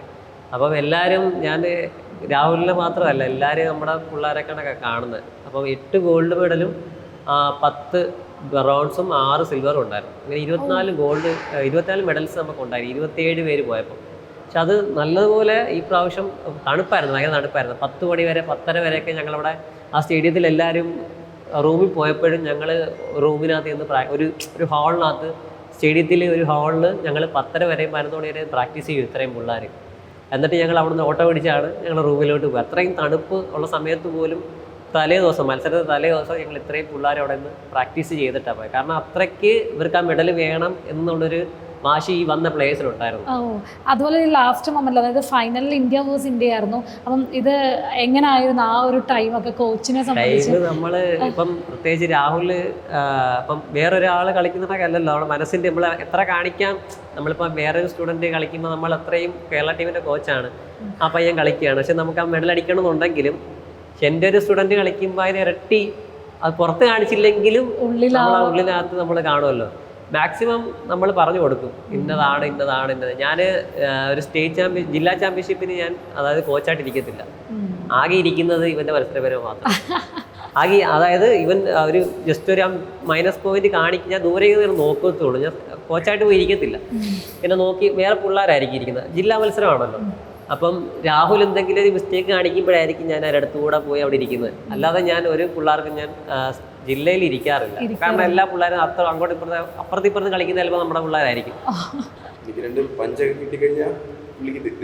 അപ്പം കാരണം വെച്ച് കഴിഞ്ഞാൽ നമ്മളിപ്പം അത്രയും നമ്മുടെ ഒരു സാറുണ്ട്, വിവേകൻ എന്നോ സാറിൻ്റെ പേര്, നമ്മുടെ Kerala state amateur boxing association നമ്മുടെ അസോസിയേഷൻ്റെ പേര്. അപ്പോൾ സാറാണ് നമ്മളെയൊക്കെ ഒന്ന് പിടിച്ച് ഒന്ന് കയ്യിൽ കൊണ്ടുവന്നൊരാൾ. അപ്പോൾ സാറ് ഭയങ്കര സപ്പോർട്ടാണ് നമ്മൾ അസോസിയേഷൻ്റെ ഭാഗത്തു നിന്ന്, ഭയങ്കര സപ്പോർട്ട്. അത് രാഹുലിനും അറിയാം. രാഹുൽ ഒരു പ്ലെയർ ആണെങ്കിൽ അസോസിയേഷൻ്റെ എല്ലാ കാര്യത്തിനും രാഹുൽ നിൽക്കാറുണ്ട്. അതുകൊണ്ട് സാറിൻ്റെ ഭാഗത്ത് സപ്പോർട്ടാണ് നമ്മളെല്ലാം ഇങ്ങനെ നിൽക്കുന്നത്. മലയാളി ഫ്രം ഇന്ത്യയാണ് ഇപ്പോൾ രാഹുൽ. എനിക്ക് തോന്നുന്നു ഈ മലയാളിക്ക് അത്രയധികം സപ്പോർട്ട് കൊടുത്തത് ഈ കോച്ച് തന്നെയാണ്. ഇപ്പം ഈ ഒരുപാട് മെഡൽസിൻ്റെ കാര്യം ഇപ്പം കോച്ചും പറഞ്ഞു, പക്ഷേ ഇതൊന്നും അറിയുന്നില്ല. നമ്മളിപ്പോൾ അതിനെപ്പറ്റി പറഞ്ഞിരുന്നു, സ്പോർട്സിൻ്റെ വേണ്ട വിധത്തിലുള്ള അപ്രീസിയേഷൻ ഒന്നും സർക്കാരിൻ്റെ ആരുടെ ഭാഗത്ത് കിട്ടുന്നില്ല. അക്കാഡമിയിൽ നിന്ന് ഇതുവരെ ഇറ്റലി 2 പിള്ളേർ പോയി കളിച്ചിട്ടുണ്ട്. ഇറ്റലി പോയി വേൾഡ് ചാമ്പ്യൻഷിപ്പ് കളിച്ചിട്ടുണ്ട്. ഒരു 11 ഇന്റർനാഷണൽ പ്ലേയേഴ്സ് ഉണ്ട്, ഒരു 120 നാഷണൽ പ്ലേയേഴ്സ് ഉണ്ട് ഞങ്ങളുടെ അക്കാഡമി ബേസിൽ. അതായത് ഇപ്പം രാഹുലിനോടെ കൂട്ടി 11ാമത്തെ ഇന്റർനാഷണൽ പ്ലെയറാണ്. അതൊരു 8ാം ക്ലാസ്സിൽ പഠിക്കുന്ന ഒരു പയ്യനും +2 പഠിക്കുന്ന ഒരു പയ്യനും ഇറ്റലിയിൽ പോയി കളിച്ചിട്ടുണ്ട് വേൾഡ് ചാമ്പ്യൻഷിപ്പ്. പക്ഷെ നല്ലതായി കളിച്ചു, മെഡൽ അടിക്കാൻ പറ്റിയില്ല. പക്ഷെ അന്നുള്ള സാഹചര്യം ഇപ്പോൾ കുറേ 2-3 വർഷമായില്ലേ. അതിനുശേഷം ഇപ്പോഴാണ് ഒരു മെഡൽ വരുന്നത്. കുറേ വർഷത്തിന് ശേഷം ഒരു മെഡൽ അക്കാഡമിയിൽ വരുന്നത് ഇപ്പോഴാണ്. രാഹുലാണ് ഗോൾഡ് മെഡൽ എത്ര വർഷങ്ങൾക്ക് ശേഷം? ഒരു 2 വർഷത്തിന് ശേഷം ഒരു ഗോൾഡ് മെഡൽ വരുന്നത് ഇപ്പോഴാണ്. അക്കാഡമിയിലേക്ക് 2 വർഷത്തിന് ശേഷം ഇന്റർനാഷണൽ വരുന്നത്. കാരണം എല്ലാ ഇന്റർനാഷണൽ നമുക്ക് മെഡൽ വരാറുള്ളതാണ്. പക്ഷേ ഒരു 2 വർഷത്തിന് ശേഷം കഴിഞ്ഞ പ്രാവശ്യവും ഇന്റർനാഷണൽ പോയി, പക്ഷെ സിൽവറാണ് കിട്ടിയത്, ഗോൾഡ് കിട്ടിയിട്ടില്ല. ഒരു 2 വർഷത്തിന് ശേഷം ഇപ്പോഴാണ് അക്കാഡമിക്കിന് ഗോൾഡ് മെഡൽ വരുന്നത് ഇന്റർനാഷണൽ ലെവലിൽ. അത് ഭയങ്കര സന്തോഷമായിരുന്നു. ഞങ്ങളുടെ നാടിൻ്റെ ഒരു അനുമോദനം, ഞങ്ങളുടെ നാട്ടിലാരെയും അനുമോദനം ഒന്നും കിട്ടാറില്ല. ഞങ്ങൾ എത്ര കളിച്ചിട്ട് വന്നാലും കിട്ടാറില്ല. എനിക്കും കിട്ടിയിട്ടില്ല, സ്റ്റുഡൻസിനും കിട്ടിയിട്ടില്ല.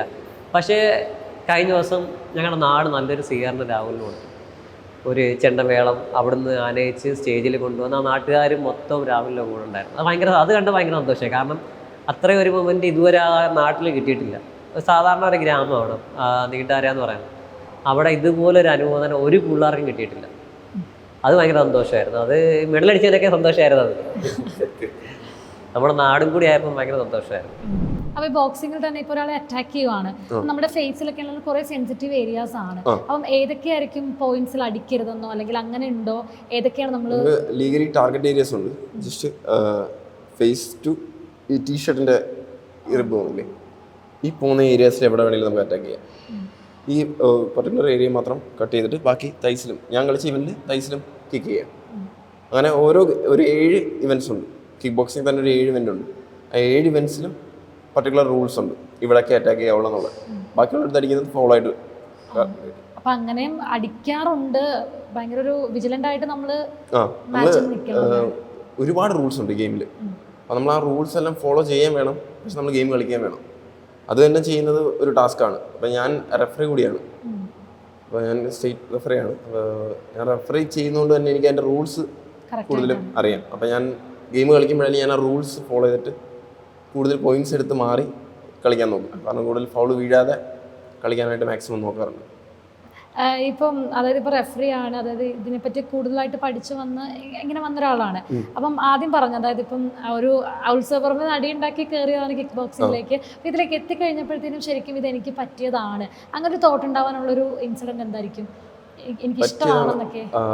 എൻ്റെ ഫസ്റ്റ് മാച്ച് എനിക്ക് ഡിസ്ട്രിക്ട് മത്സരത്തിൽ എനിക്ക് മത്സരമില്ലായിരുന്നു, ഡയറക്റ്റ് ഗോൾഡ് കിട്ടി. കാരണം എനിക്ക് ഒപ്പോണൻ്റ് ഇല്ലായിരുന്നു. പക്ഷേ എനിക്ക് സ്റ്റേറ്റിലാണ് ഫസ്റ്റ് ഒപ്പോണൻറ്റിനെ കിട്ടുന്നത്. അതൊരു ഇടുക്കി പ്ലെയർ ആയിരുന്നു. അപ്പോൾ ആ ഇടുക്കി പ്ലെയർ വന്നപ്പോൾ ഒരു കോളേജ് പിള്ളേരായിരുന്നു, യൂണിവേഴ്സിറ്റി കളിക്കാൻ വന്ന പിള്ളേരായിരുന്നു. അപ്പോൾ അവർ വന്നു അവരുടെ പ്ലെയറിനെ ഭയങ്കരമായിട്ട് സപ്പോർട്ട് ചെയ്തു. പുള്ളിയുടെ പേര് വിളിച്ച് ഭയങ്കര സപ്പോർട്ട് ഇടുക്കി എന്നൊക്കെ വിളിച്ച്. അപ്പോൾ ഞാൻ ഓപ്പോസിറ്റ് സൈഡിൽ ഇരിക്കുക. അവിടെ ഇരുന്നപ്പോഴത്തേക്ക് എനിക്ക് ജസ്റ്റ് കേൾക്കുമ്പോൾ ഫസ്റ്റ് ആയിട്ട് ഉണ്ടാവുന്നത്, കാരണം നമുക്കെതിരെയാണല്ലോ വിളിക്കുന്നത്, അവരവരുടെ ടീമിനെ സപ്പോർട്ട് ചെയ്യാണ്. അപ്പോൾ എൻ്റെ അടുത്ത് കോച്ച് പറഞ്ഞു, അവരുടെ ആ ശബ്ദം നീ നിർത്തിക്കണമെന്ന് പറഞ്ഞു. അപ്പോൾ ജസ്റ്റ് ആ പ്ലെയർ കയറി വന്നു. ഞാൻ ഫസ്റ്റ് തന്നെ ഒരു കിക്ക് ഇട്ടപ്പോഴത്തേക്ക് ആ ടോട്ടൽ സ്റ്റേഡിയം സൈലൻ്റ് ആയി. എനിക്കതങ്ങ് ഇഷ്ടപ്പെട്ടു. അപ്പോൾ എനിക്കത് അവരുടെ സൗണ്ട് മൊത്തം സൈലൻ്റ് ആയപ്പോഴത്തേക്ക് ഞാൻ ഓക്കെ കൊള്ളാം. അപ്പോൾ പിന്നെ അവർ എൻകറേജ് ചെയ്യാൻ വേണ്ടിയിട്ട് പിന്നെയും സൗണ്ട് വെച്ചപ്പോഴത്തേക്ക് ഞാൻ പിന്നെയും ഒരു ഔട്ട് കൊടുക്കും. അപ്പോൾ പിന്നെയും പുള്ളി താഴെ വീണു, അപ്പോഴും സൈലൻ്റ് ആയി. പിന്നെ എൻ്റെ കൊല്ലം അത്രയും നേരം കൊല്ലത്ത് വെച്ച് നടക്കുന്നുണ്ട് തന്നെ കൊല്ലം അത്രയും നേരം ഒന്നും സപ്പോർട്ട് ചെയ്തില്ലായിരുന്നു. പക്ഷെ ആ ഇതിന് അവർ വന്ന് എല്ലാവരും എൻ്റെ പേരൊക്കെ വിളിക്കാൻ തുടങ്ങി. എല്ലാവരും എൻ്റെ പേരൊക്കെ വിളിക്കാൻ തുടങ്ങിയപ്പോഴത്തേക്കും എനിക്കൊരു നമുക്കൊരു ഇപ്പം ഒരു സ്റ്റേഡിയം ഫുള്ള് നമ്മുടെ പേര് വിളിക്കുമ്പോഴത്തേക്കും ഒരു കിക്കല്ലേ, ആ ഒരു ഇത് കിട്ടിയപ്പോഴത്തേക്കും കൊള്ളാം, ഇതെനിക്ക് പറ്റിയ ഗെയിമാണെന്നുള്ളൊരു ഫീൽ വന്നത്. അതായിരുന്നു എൻ്റെ എനിക്ക് ഏറ്റവും ഇഷ്ടപ്പെട്ട ഒരു മൊമെന്റ് കിക്ക് ബോക്സിങ്. ആ ഒരു കിക്കാണ് ഇതിലേക്ക് പിന്നെ ഫോഴ്സ്ഫുള്ളി അങ്ങ് ആക്കിയതല്ലേ. അപ്പോൾ ഈ സിനിമയിലൊക്കെ നമ്മൾ ഇടി കൊടുക്കുന്നവരെയൊക്കെ ഭയങ്കര ഇപ്പം പറഞ്ഞ പോലെ സപ്പോർട്ട് ചെയ്യാറുണ്ട്. 2 ഇടി കൊടുത്ത് കഴിഞ്ഞാൽ നമ്മളിരുന്ന് കാണുകയും കൈ അടിക്കുകയൊക്കെ ചെയ്യാറുണ്ട്. അപ്പോൾ ശരിക്കും നാട്ടിലൊക്കെ എങ്ങനെയാണ്, രാഹുലിൻ്റെ നാട്ടിലൊക്കെ ആൾക്കാർ എങ്ങനെയാണ്? 2 കിട്ടണ്ടോ മിണ്ടാതിരിക്കുക അങ്ങനെയൊക്കെ പറയാറുണ്ടോ? നാട്ടിൽ ഇപ്പോൾ ആദ്യമൊക്കെ ഇതായിരുന്നു, പിന്നെ തൊട്ട് ഫ്രണ്ട്സ് തന്നെ പറയാൻ പോകും, അവൻ്റെ അടുത്തോട്ട് സിനിമ പോവല്ലേ അങ്ങനെയൊക്കെ പറയും. പക്ഷേ ഇത് ഗെയിം വന്നതിന് ശേഷം ഞാൻ കുറച്ചും കൂടി കാമാവാൻ തുടങ്ങി. എനിക്ക് സിറ്റുവേഷൻസ് കുറച്ചും കൂടി ഈസി ആയിട്ട് ഹാൻഡിൽ ചെയ്യാൻ തുടങ്ങി. എനിക്ക് മനസ്സിലായി ഇത് ചെയ്തിട്ട് ഇപ്പം നമ്മളവിടെ ആവശ്യമില്ലാത്ത ദേഷ്യപ്പെട്ടിട്ടും കാര്യമില്ല എന്നുള്ള കാര്യങ്ങൾ കുറച്ചും കൂടി കാമായിട്ടും പീസ്ഫുള്ളായിട്ടും തിങ്ക് ചെയ്യാൻ തുടങ്ങി. അതൊരു ഗെയിം ആർക്കും കൊണ്ടുവരുന്നൊരു ഡിസിപ്ലിനാണ്. ആ ഡിസിപ്ലിൻ എനിക്ക് ഇഷ്ടപ്പെട്ടായിരുന്നു. ഫാമിലിയിൽ ഈ ഒരു ഇത് കൊടുത്തപ്പോൾ അല്ലെങ്കിൽ ഗോൾഡ് മെഡൽ കാണിച്ചപ്പോൾ എങ്ങനെയായിരുന്നു അവരുടെ ഒരു റിയാക്ഷൻ? എങ്ങനെയായിരുന്നു? ഞാൻ വീട്ടിൽ പറയാതാണ് മാക്സിമം എല്ലാ ചാമ്പ്യൻഷിപ്പിനും പോകുന്നതും വരുന്നു. അപ്പോൾ ഈ പ്രാവശ്യം പോകുന്നതിന് മുമ്പ് എൻ്റെ ഫ്രണ്ട് ഒരു വീഡിയോ ചെയ്തിട്ട് എനിക്ക് അയച്ചു തന്നു. അപ്പോൾ ഞാനത് ചുമ്മാ റീലിൽ പോസ്റ്റ് ചെയ്ത്, ആ റീലി കണ്ട് വീട്ടുകാരെല്ലാവരും പോയി പറഞ്ഞു ഓൾറെഡി ഞാൻ പോകുന്നുണ്ടെന്ന്. അല്ലാതെ ഞാൻ എപ്പോൾ പോയാലും ഞാൻ പറയാറില്ല പോകുന്നുണ്ട്, ചാമ്പ്യൻഷിപ്പിന് പോകുന്നുണ്ട്, നാഷണൽസ് പോയാലും പറയാറില്ല. പോയിട്ട് എന്തെങ്കിലും മെഡൽ ഉണ്ടെങ്കിലേ ഞാൻ വന്ന് കാണിക്കത്തുള്ളൂ, എനിക്ക് മെഡൽ ഉണ്ടായിരുന്നു പോയിട്ട് വന്നിട്ട്. അപ്പോൾ അവർക്ക് ടെൻഷനും ഇല്ലല്ലോ. ഇപ്പോൾ ഞാൻ ഇടിക്കാൻ പോകുന്നതെന്ന് അവർക്കറിയാം. അപ്പോൾ അമ്മയാണെങ്കിലും വിളിച്ചിട്ട് പറയും മുഖത്തൊന്നും ഇടിക്കല്ലേ. അമ്മ പറയും ഞാൻ മുഖത്തിടിച്ചാലേ പോയിന്റ് ഉണ്ട്, എങ്കിലും ആരുടെ മുഖത്തൊന്നും ഇടിക്കരുത്. അങ്ങനെ അദ്ദേഹമൊക്കെ പറയുന്നൊരമ്മ. അപ്പോൾ ഞാൻ ഫൈറ്റിന് പോകുമെന്ന് പറഞ്ഞാൽ വീട്ടിൽ പറഞ്ഞാൽ അവരവിടെ നിന്ന് ടെൻഷനാവും. അതുകൊണ്ട് ഞാൻ പറയാറില്ല മാക്സിമം. അതെ, അമ്മയാളും പ്രാർത്ഥിക്കാം മോൻ അധികം ഒന്നും അവരെ ഇടിക്കല്ലേ ഉപദ്രവിക്കല്ലേ എന്നൊക്കെ. പക്ഷെ രാവിലെ തൊട്ട് എൻ്റെ വല്യമ്മയായാലും എല്ലാവരും അമ്പലത്തിലായിരുന്നു. ഞാൻ പോകുന്നതിന് മുമ്പ് അമ്പലത്തിൽ തന്നെ ഇരുന്ന് പ്രാർത്ഥിച്ചു, മോനെ ഞാൻ എനിക്ക് വേണ്ടി പ്രാർത്ഥിച്ചുകൊണ്ടിരിക്കുകയാണെന്നൊക്കെ പറഞ്ഞു. അപ്പോൾ ആ ഒരു കോൺഫിഡൻസ് തന്നെ നമ്മൾ കയറി ചെന്നപ്പോൾ ഫുള്ളി ഇത്രയും പേര് നമുക്ക് വേണ്ടി പ്രാർത്ഥിക്കാനുണ്ടല്ലോ എന്നുള്ളൊരു ചിന്ത തന്നെ ഞാൻ കയറി പോയത്. ഒരു ദിവസം എത്ര നേരമൊക്കെ വർക്ക്ഔട്ട് ചെയ്യുക, അല്ലെങ്കിൽ എത്ര നേരം ഇതിന് വേണ്ടിയിട്ട് സ്പെൻഡ് ചെയ്യാറുണ്ട്? വർക്കൗട്ട് ഞാൻ വെയിറ്റ് ട്രെയിൻ ചെയ്യുന്നത് ഒരു 1 hour 2 hour വെയിറ്റ് ട്രെയിനിങ്, പിന്നെ ഒരു കാർഡിയോ പ്രാക്ടീസായിട്ടൊരു 2 hour. ബാക്കി ടൈമിൽ ഐ തിങ്ക് ഒരു മാക്സിമം ഹാഫ് ഡേ ഞാൻ ജിമ്മിൽ തന്നെ ഉണ്ട്. കാരണം എനിക്ക് ക്ലാസ്സും കാര്യങ്ങളൊക്കെ എടുക്കാറുണ്ട്. ക്ലാസ്സും കാര്യങ്ങളെല്ലാം എടുത്ത് അതിനിടയ്ക്ക് കിട്ടുന്ന ടൈമിൽ ഞാൻ പ്രാക്ടീസ് ചെയ്യും. പിന്നെ അവരുടെ കൂടെ ചിലപ്പോൾ ചെയ്തിട്ട് അവരുടെ കൂടെ തന്നെ സ്പാറൊക്കെ ചെയ്യും. അതുപോലെ ഡയറ്റ് കാര്യങ്ങളൊക്കെ എന്തൊക്കെ ഫുഡ് ഐറ്റംസ് ഒക്കെയാണ്? എനിക്ക് ഡയറ്റ് തരുന്നത് നിതിൻ മാത്യു എന്ന് പറഞ്ഞ ഡയറ്റീഷ്യനാണ്. ഫിറ്റ് പ്ലേറ്റ്സിൽ നിന്ന് അവർ ഫുഡ് എനിക്ക് കറക്റ്റ് ടൈമിൽ എനിക്ക് വെയിറ്റ് ഒരുപാട് കൂടാനും പാടില്ല കുറയാനും പാടില്ല, അത് മെയിൻറ്റെയിൻ ചെയ്യാൻ വേണം. അപ്പോൾ ആ ഒരു ടൈമിൽ അവൻ കറക്റ്റായിട്ട് എനിക്ക് വേണ്ടിയിട്ട് ഉള്ള ഡയറ്റും കാര്യങ്ങളും എല്ലാം കറക്റ്റ് പ്രോപ്പറായിട്ട് തരാറുണ്ട്. വെയിറ്റ് ട്രെയിനിങ്ങിനാണെങ്കിലും ശരത്തൻ്റെ വെയിറ്റ് ട്രെയിനിങ് കാര്യങ്ങളെല്ലാം നോക്കുന്നത്. അവർ രണ്ടുപേരും കറക്റ്റായിട്ട് ബ്ലെൻഡ് ചെയ്തിട്ട് പറയും അവൻ ഇന്ന് ഇത്രയും ഫുഡാണ് കഴിച്ചത്, അപ്പോൾ അത്രയും വർക്കൗട്ടേ കൊടുക്കാവുള്ളൂ എന്നുള്ള കാര്യങ്ങളെല്ലാം അവർ തന്നെ പറയാറുണ്ട്. അതുപോലെ ഇപ്പം ഇവിടെയൊക്കെ നല്ല ബോക്സിങ്ങിൻ്റെ ആയതുകൊണ്ട് തന്നെ ഭയങ്കര ഈ ഷാർപ്പായിരിക്കണം അല്ലെങ്കിൽ അങ്ങനെ ഉണ്ടോ? അപ്പോൾ അതിന് വേണ്ടിയിട്ട് എങ്ങനെയാണ്, എവിടെയൊക്കെ ആയിരിക്കണം? റിസ്റ്റ് കുറച്ചും കൂടി സ്ട്രോങ് ആക്കിയിട്ടുണ്ട്. റിസ്റ്റിനുള്ള വർക്കൗട്ട്സ് കാര്യങ്ങളെല്ലാം ചെയ്യാറുണ്ട്. സ്ട്രെങ്തനിങ് വർക്കൗട്ട്സും ഇതാണ്, കാർഡിയോ ആണ് മെയിൻ. പിന്നെ അതിൻ്റെ കൂടെ വെയിറ്റ് ട്രെയിനിങ് ചെയ്യണം, അല്ലെങ്കിൽ നമുക്ക് ഇത്രയും ഫോഴ്സിൽ വരുന്ന ഇടിയൊക്കെ താങ്ങാൻ ഭയങ്കര ബുദ്ധിമുട്ടായിരിക്കും. അതുകൊണ്ട് വെയിറ്റ് ട്രെയിനിങ് ഇത് രണ്ടും ബാലൻസ് ചെയ്ത് കൊണ്ടുവരുന്നുണ്ട്. സ്ട്രെങ്തനിങ് കൂടുതൽ ഫോക്കസ് ചെയ്യാറുണ്ട്. ഇപ്പം മലയാളീസ് ആണെങ്കിലും ഈ ഒരു, അതായത് ഇപ്പോൾ സ്പോർട്സിനോട് കാണിക്കുന്ന, ഇപ്പോൾ കേരളം ആണെങ്കിലും ഒരു സപ്പോർട്ട് ഇല്ലാന്ന് നമ്മൾ പറഞ്ഞു. അപ്പം മലയാളീസിലാണെങ്കിലും ഒരുപാട് പേർക്ക് ഇതിലേക്കൊക്കെ വരണം എന്ന് ആഗ്രഹമുള്ള ഒരുപാട് കുട്ടികളുണ്ടാവും. അപ്പം ശരിക്കും പറഞ്ഞാൽ ഈ ഒരു സ്പോർട്ടിൽ കിക്ക് ബോക്സിങ് അല്ലെങ്കിൽ സ്പോർട്സിന് കേരളത്തിൽ കൊടുക്കേണ്ട ഒരു പ്രിവിലേജ് അല്ലെങ്കിൽ അത് എങ്ങനെ ആയിരിക്കണം എന്നാണ്? അറ്റ്ലീസ്റ്റ് ഞാൻ നേരത്തെ പറഞ്ഞില്ലേ, ഒരു അപ്രിസിയേഷൻ എങ്കിലും മിനിമം അവർക്കൊരു സ്റ്റേജ് വിളിച്ചിട്ട് അവൻ ഇവിടെ പോയി ഒരു മെഡലുണ്ട്, അല്ലെങ്കിൽ മെഡൽ ഇല്ലെങ്കിൽ കളിക്കാൻ പോയി ഒരു ഇന്ത്യ റെപ്രസെൻറ്റ് ചെയ്ത് പോകുന്ന തന്നെ ഒരു വലിയ കാര്യമില്ല. അതിന് വേണ്ടിയിട്ടെങ്കിലും ഒരു സ്റ്റേജ് ഉണ്ടാക്കി കൊടുത്ത് അവനെ അവിടെ ഒരു 4 പേരെങ്കിലും അവനെ പറ്റി ഒരു നല്ലത് പറയുന്നത് കേൾക്കണമെന്നുണ്ട്. അത് ഏത് സ്പോർട്സിലായാലും അങ്ങനെ ചെയ്യണം. സത്യം പറഞ്ഞാൽ നമ്മളിപ്പോൾ സ്പോർട്സ് ഇപ്പോൾ ഓരോരുത്തരും അവരവരുടെ ബെനിഫിറ്റ്സിന് വേണ്ടിയിട്ടാണ് ചെയ്യുന്നത്. പക്ഷേ നമ്മുടെ കൺട്രിക്ക് വേണ്ടിയിട്ട് അല്ലെങ്കിൽ നമ്മുടെ നാടിന് വേണ്ടിയിട്ട് ഒരു കാര്യം ചെയ്താൽ അതിന് അപ്രിസിയേഷൻ കൊടുക്കാൻ ഒരു 10 പേരെങ്കിലും മിനിമം വേണം എന്ന് തോന്നാറുണ്ട് ഒരു നാട്ടിൽ. അത് ഇല്ലാതാവുമ്പോൾ അത് അത്ലറ്റിൻ്റെ മനസ്സ് ഭയങ്കരമായിട്ട് ഡൗൺ ആവും. നമ്മളിപ്പോൾ ഒരിടത്ത് പോയി മെഡൽ അടിച്ചിട്ട് തിരിച്ചു വന്നു, നമ്മളെ ആരും ഇപ്പോൾ എൻ്റെ അടുത്ത് ഞാൻ മെഡൽ അടിച്ചിട്ട് എയർപോർട്ടിൽ നിന്ന് തിരിച്ചിങ്ങനെ നടന്നു വരുമ്പോൾ എൻ്റെ ഫ്രണ്ട്സ് ഒരു 5-6 പേരേ ഉള്ളൂ അവിടെ. അപ്പോൾ ഞാൻ ഇറങ്ങി ഇങ്ങോട്ട് വന്നപ്പോഴേ എൻ്റെ അടുത്ത് പറഞ്ഞു, ഇപ്പോൾ ബിഗ് ബോസ് എല്ലാം പോയിട്ട് വന്നിട്ടാണെങ്കിൽ ഇവിടെ 100 പേരെ കണ്ടടാ, മെഡൽ അടിച്ചിട്ടല്ലേ വന്നത് എനിക്ക് വേണ്ടിയിട്ട്, അതുകൊണ്ട് 5-6 പേരെ കാണത്തുള്ളൂ എന്ന് പറഞ്ഞു. ഞാനത് റിയലൈസ് ചെയ്ത അപ്പോഴാണ്. കാരണം ഞാനൊന്ന് മെഡൽ അടിച്ചിട്ട് ഇറങ്ങി ഒരു ഇന്ത്യയുടെ ജേഴ്സിയിലിട്ട് ഇറങ്ങി വരുമ്പോൾ ആൾക്കാർ നോക്കുന്നുണ്ടെങ്കിലും ആരവൻ എന്നുള്ള രീതിയിലേ നോക്കാറുള്ളൂ. നമുക്ക് ഈ റെക്കഗ്നൈസേഷൻ വേണം അങ്ങനെയല്ല, പക്ഷേ ഏത് ഇവൻ്റെ കളിച്ച് എന്തിനാണ് മെഡൽ കിട്ടിയതെന്നെങ്കിലും മിനിമം ഒന്ന് ചോദിക്കാനുള്ളൊരു ഇതില്ലേ. എൻ്റെ അടുത്തൊരു ഒരു ചേച്ചി മാത്രം വന്നിട്ട് എന്തിനാണ് മെഡൽ അടിച്ചത് എന്നൊന്ന് ഇങ്ങനെ ചോദിച്ചു എയർപോർട്ടിൽ ഇരുന്നപ്പോൾ. അപ്പോൾ ഞാൻ പറഞ്ഞു ഞാൻ ഇതിനാണ് മേടിച്ചത്, കൺഗ്രാജുലേഷൻസ്. ഒരു കൺഗ്രാജുലേഷൻസ് മതി, നമ്മൾ ഹാപ്പിയാണ് അതിൽ. അതുപോലും ചിലപ്പോൾ കിട്ടാറില്ല, ഏതാ ഇവനെന്നുള്ള രീതിയിൽ നോക്കിയിട്ട് അവരങ്ങ് അല്ല. ഇപ്പോൾ കേൾക്കുമ്പോഴാണെങ്കിലും, കാരണം പത്രങ്ങളാണെങ്കിലും ന്യൂസ് പേപ്പറുകളാണെങ്കിലും അല്ലെങ്കിൽ ഇതുപോലെ സർക്കാരിൻ്റെ ഭാഗത്തു നിന്നൊന്നും ഇത്തരത്തിൽ വലിയൊരു കാര്യം ചെയ്തിട്ട് വന്നതിനെ ആൾക്കാരിലേക്ക് എത്തിക്കുക എന്നുള്ളൊരു കാര്യം ഉണ്ടല്ലോ, അതിലെത്തിയിട്ടില്ല എന്ന് പറയുന്നത് കേൾക്കുമ്പോഴാണെങ്കിലും ഭയങ്കര വിഷമം തോന്നുന്നുണ്ട്. കാരണം നമ്മളാണെങ്കിലും അറിഞ്ഞിങ്ങനെ എത്തിയ സമയത്തും ഇങ്ങനെ ഇത്രയും ഈ സ്ട്രഗിൾസോ കാര്യങ്ങളോ അതിൽ പോയതോ ആ ഒരു കാര്യങ്ങളൊന്നും നമ്മളും അറിഞ്ഞിരുന്നില്ല എന്നുള്ളതാണ്. ഇതിനു വേണ്ടിയിട്ട് ഇപ്പം എന്നെ സംബന്ധിച്ച് ഞാനിപ്പോൾ ഇവിടെ വർക്ക് ചെയ്യുന്നുണ്ട്, എനിക്കതിനുള്ള സാമ്പത്തികമുണ്ട്. ഞാൻ കളിക്കാനായിട്ട് പോയി. ഇത് പോകുന്നതിന് നല്ലൊരു എമൗണ്ട് ചിലവാകും. നമ്മൾ ഇൻ്റർനാഷണൽ കളിക്കാൻ പോകുന്നതിന് നല്ലൊരു എമൗണ്ട് ചിലവാകും. അത് ഇപ്പം എന്നെ കൊണ്ട് അത് താങ്ങാൻ പറ്റി, ഞാനത് ഓക്കെയാണ്. പക്ഷെ നാളെ വേറൊരു പ്ലെയർ എന്നെക്കാട്ടി ടാലൻ്റ് ഉള്ളൊരു പ്ലെയർ ആയിരിക്കും. അവന് ചിലപ്പോൾ പോകാൻ പറ്റാത്തത് അവൻ്റെ ക്യാഷ് ഉണ്ടായിരിക്കത്തില്ല. അപ്പം അവനെ എൻകറേജ് ചെയ്യാൻ ഇവിടെ നാട്ടിൽ ആരെങ്കിലുമൊക്കെ ഉണ്ടായിരുന്നെങ്കിൽ കൊള്ളാമെന്ന് തോന്നി. കാരണം ഇപ്പോൾ എന്നെക്കാട്ടി നല്ല ബെറ്റർ പ്ലെയേഴ്സ് ഉണ്ടായിരിക്കും. ചിലപ്പോൾ ഈ കേരളത്തിൽ തന്നെ ഉണ്ടായിരിക്കും, ഇന്ത്യയിൽ തന്നെ ഉണ്ടായിരിക്കും. അപ്പോൾ അവന് ചിലപ്പോൾ പോകാൻ പറ്റാത്തത് അവൻ്റെ ക്യാഷ് ഉണ്ടായിരിക്കത്തില്ല, ഇതിനു വേണ്ടിയിട്ട് സ്പെൻഡ് ചെയ്യാൻ ഒരു വലിയ എമൗണ്ട് ഉണ്ടായിരിക്കത്തില്ല. അങ്ങനെ ഒരു എമൗണ്ട് ഇത് ഫണ്ട് ചെയ്യാൻ വേണ്ടിയിട്ടൊരു ഗവൺമെൻറ്റിന് പറ്റണം. ഒരു അത്ലറ്റിനെ അല്ലെങ്കിൽ എവിടെയെങ്കിലും വിടാനുള്ളൊരു എമൗണ്ട് ഒരു ഗവൺമെൻറ് കരുതിയേക്കണം എന്ന് തോന്നാറുണ്ട്.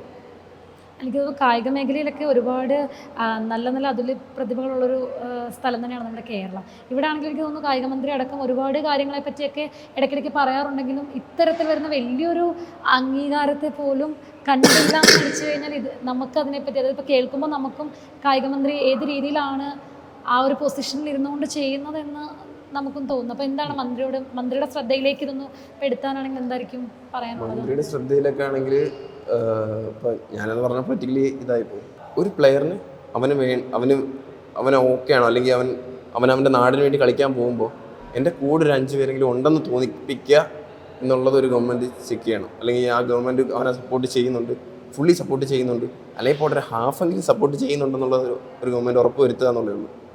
അല്ലാതിപ്പോൾ നമുക്ക് ഇതിൽ നമ്മൾ പറഞ്ഞിട്ടും കാര്യമില്ല. അവർക്ക് ഇപ്പോൾ മീഡിയാസ് ആണെങ്കിൽ പോലും നമ്മുടെ ന്യൂസ് വന്ന ഒരു സ്പോർട്സ് പേജ് ഏറ്റവും ഒരു പേപ്പറിൻ്റെ ലാസ്റ്റ് പേജിൻ്റെ മുമ്പത്തെ പേജാണ് സ്പോർട്സ് പേജ്. ഇന്ത്യക്ക് വേണ്ടി മെഡലടിച്ചാൽ അവനെ അവിടെ ഇടണമെങ്കിൽ പോലും അതിന് ന്യൂസ് വാല്യൂ ഉണ്ടോ എന്ന് തിരക്കിയിടുന്നവരാണ് കൂടുതൽ പേരും. കുറച്ചും കൂടി വാല്യൂ ഒന്നുമില്ലെങ്കിലും പോയി ഇടി കൊള്ളുന്നില്ലേ, അതിന് വേണ്ടിയിട്ടെങ്കിലും ഒരു ഇത് കാണിക്കണമെന്ന് തോന്നാറുണ്ട്.